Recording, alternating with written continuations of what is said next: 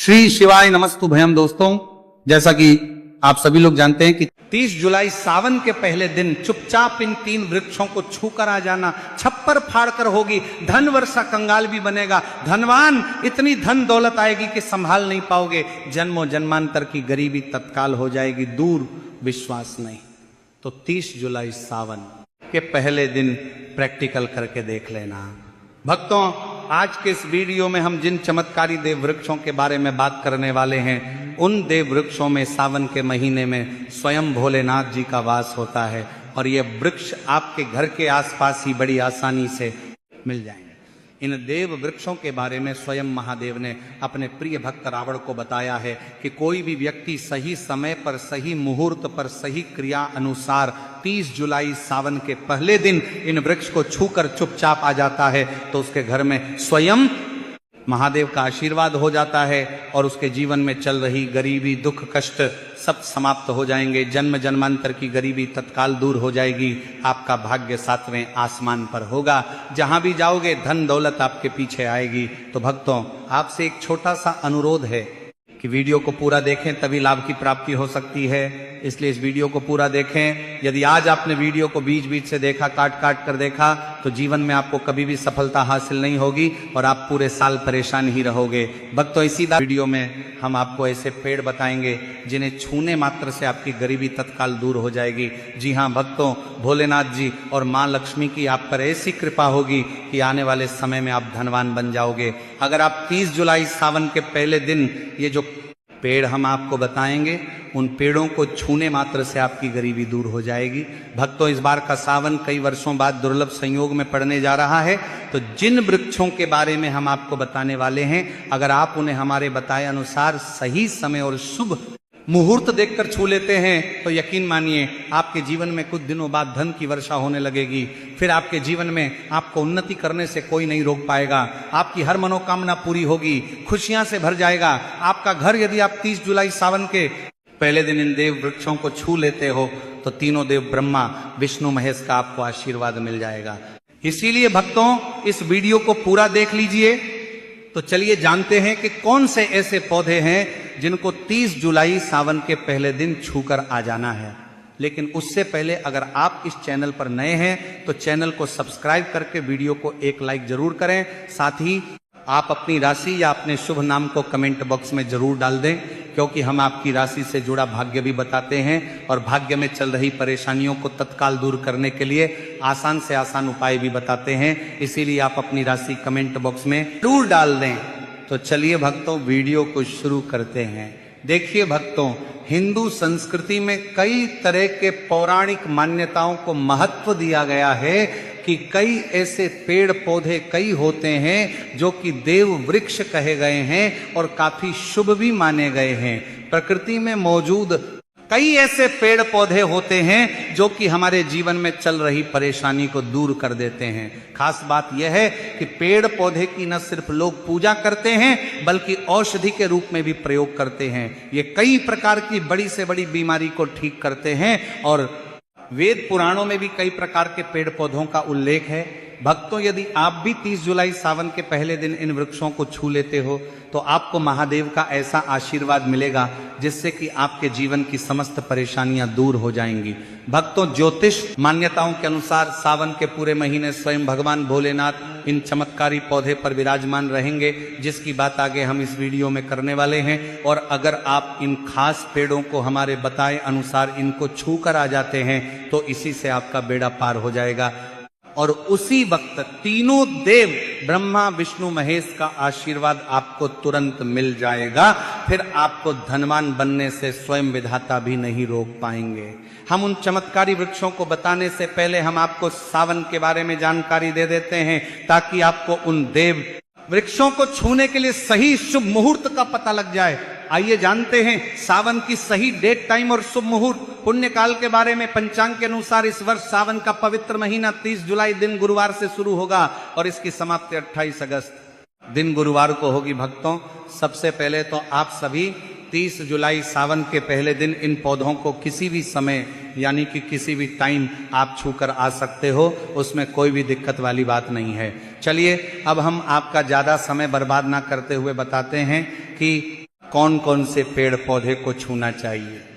भक्तों, हमारे हिंदू धर्म में देवी माता रानी के अनेक स्वरूप कहे गए हैं, जिसमें वृक्षों को भीमा देवी का स्वरूप कहा जाता है।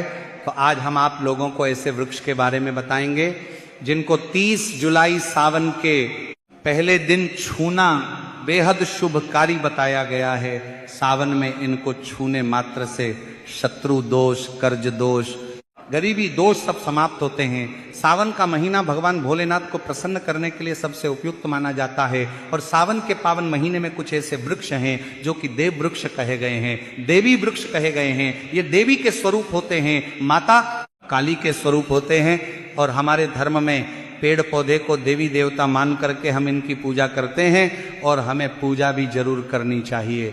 विज्ञान भी कहता है पेड़ पौधे मनुष्यों को फ्री में प्राणवायु प्रदान करते हैं और पेड़ पौधे हमें ऑक्सीजन देते हैं और हमारे जो कार्बन डाइऑक्साइड होता है उससे ग्रहण करके सभी प्रकार की जितनी भी नकारात्मक चीजें होती हैं उसे अपने अंदर में स्वयं सोख लेता है और हमें ताजगी प्रदान करता है। और सावन में कुछ ऐसे पेड़ पौधे हमारे धर्म शास्त्र में कहे गए हैं जिनको छूने मात्र से व्यक्ति के बंद किस्मत के ताले खुल जाते हैं, व्यक्ति का सौभाग्य चमक जाता है। हमारे शास्त्रों में पेड़ पौधों को बहुत ही गुणकारी कहा जाता है क्योंकि इनमें साक्षात देवताओं का वास होता है।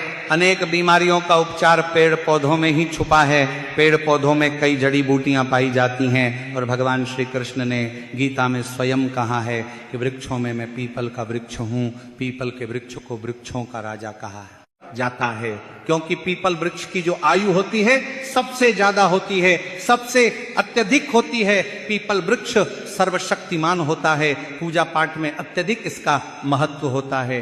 तो चलिए आज हम आप लोगों को 30 जुलाई सावन के पहले दिन में छुए जाने वाले वृक्ष के बारे में बताएंगे।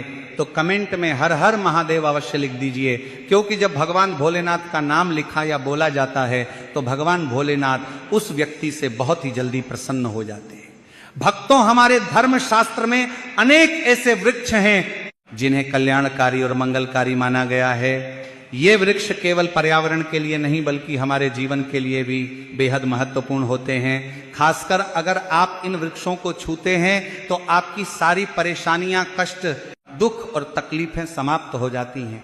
सावन का पहला दिन जो कि 30 जुलाई को है, इन वृक्षों का असर कई गुना बढ़ जाता है। इस दिन शक्ति धरती लोक में आ जाती है और इस दिन हर वस्तु में प्राण और चेतना का संचार होता है। जब यह शक्ति पूरे ब्रह्मांड में फैली होती है तो जितने भी पेड़ पौधे, जीव जंतु और चल अचल वस्तुएं हैं सब में शक्ति जागृत हो जाती है। इस विशेष समय में अगर आप देवी स्वरूप कहे गए पेड़ पौधों को जाकर छू लेते हैं तो आपके जीवन के सारे दुख, कष्ट, रोग और परेशानियां समाप्त हो जाती हैं। खासकर काल सर्प दोष, मंगल दोष, शनि दोष और राहु दोष जैसी समस्याएं तत्काल अपना असर छोड़ देती है और पूरी तरह समाप्त हो जाती है। भक्तों, आज हम आपको 4 से 5 देव वृक्षों के बारे में बताने वाले हैं जिन्हें हमारे धर्मशास्त्र में बहुत महत्वपूर्ण माना गया है।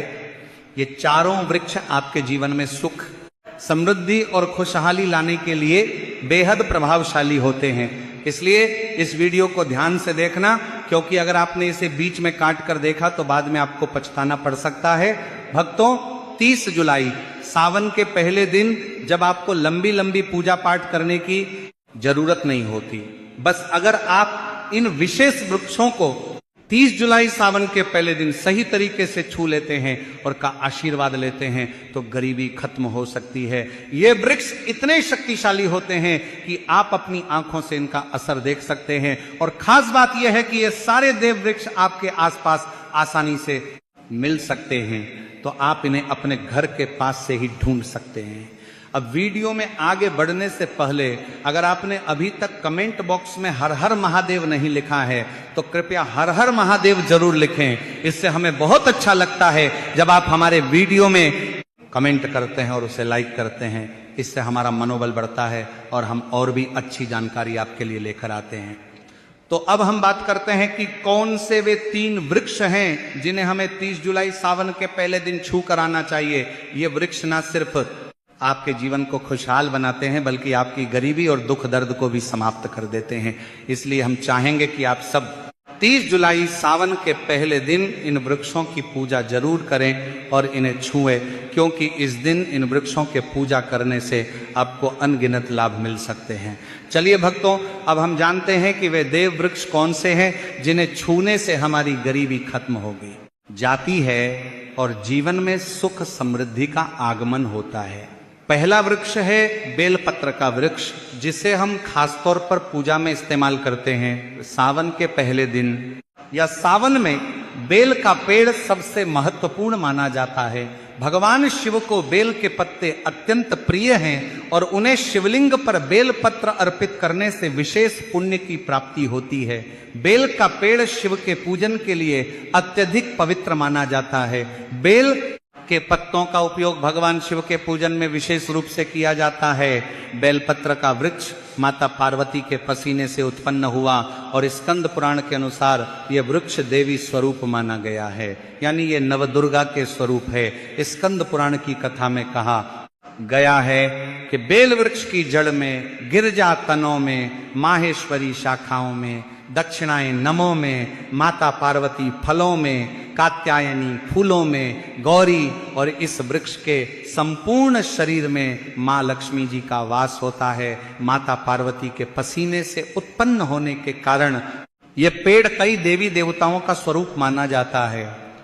इसीलिए यह वृक्ष धार्मिक रूप से अत्यंत महत्वपूर्ण है।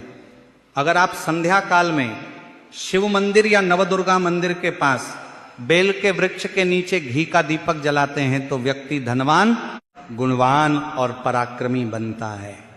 इस पेड़ के स्पर्श से व्यक्ति के सभी मनोरथ पूरे होते हैं।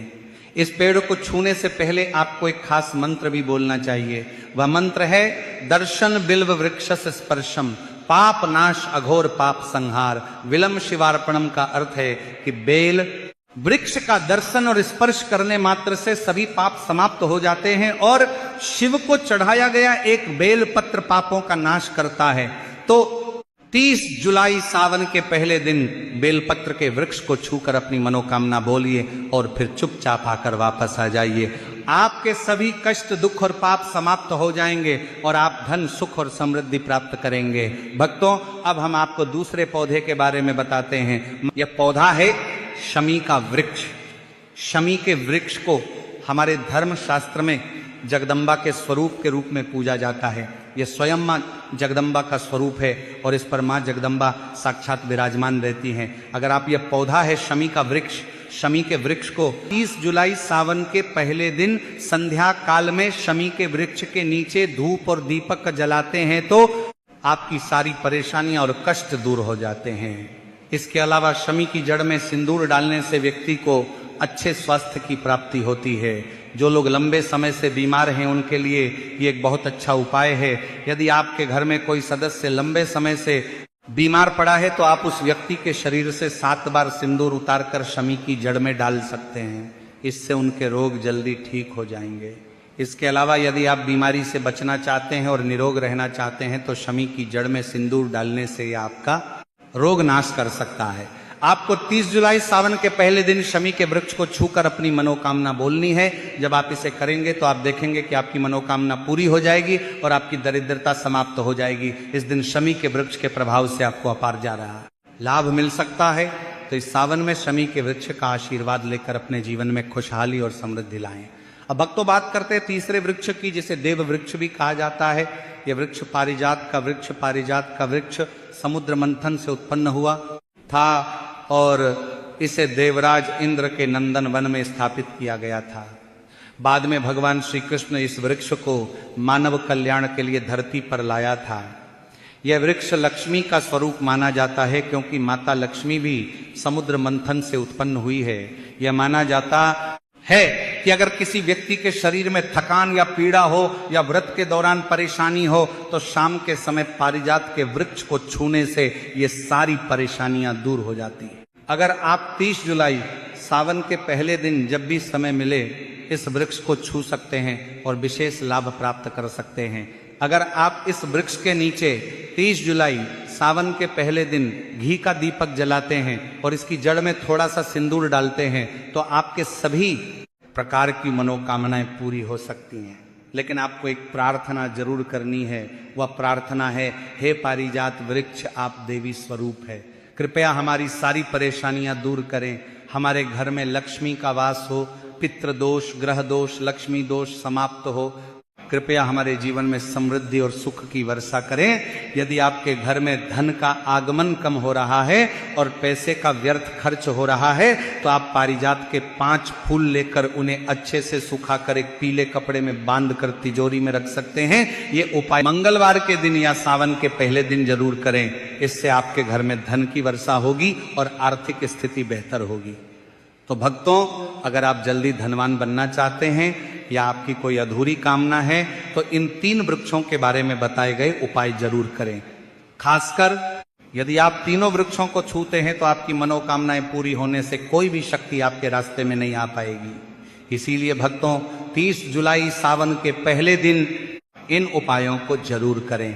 यह उपाय आपके जीवन को संवार सकते हैं, आपके कष्ट दूर कर सकते हैं और आपकी किस्मत को चमका सकते हैं। भक्तों, अब अगले वृक्षों को बताने से पहले आपसे हम एक रिक्वेस्ट करते हैं कि अगर आप हमारे चैनल पर नए हैं तो चैनल को सब्सक्राइब करें, वीडियो को लाइक करें और अपनी राशि कमेंट बॉक्स में डालें, क्योंकि हम आपकी राशि से जुड़े भाग्य और समस्याओं के उपाय भी बताते हैं। तो अपनी राशि कमेंट बॉक्स में डालकर अपने भाग्य को जागृत करें। भक्तों, अब अगला पेड़ है जिसे आपको 30 जुलाई सावन के पहले दिन छूकर आना है, वह पीपल का पेड़। पीपल का पेड़ हिंदू धर्म में बहुत ही पवित्र और शुभ माना जाता है। इससे विशेष रूप से भगवान शिव और विष्णु दोनों से जोड़ा जाता है। पीपल के पेड़ का पूजा करने से पापों का नाश होता है और पुण्य की प्राप्ति होती है। सावन के पहले दिन पीपल के पेड़ के नीचे बैठकर ध्यान करें और वहां सफाई रखें।